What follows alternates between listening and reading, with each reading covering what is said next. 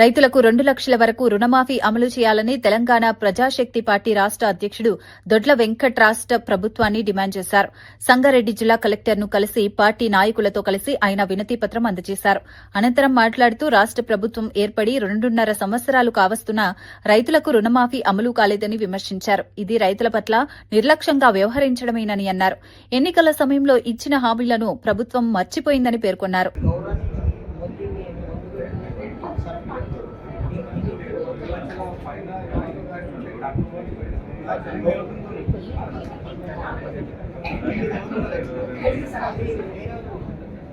District Agriculture Officer,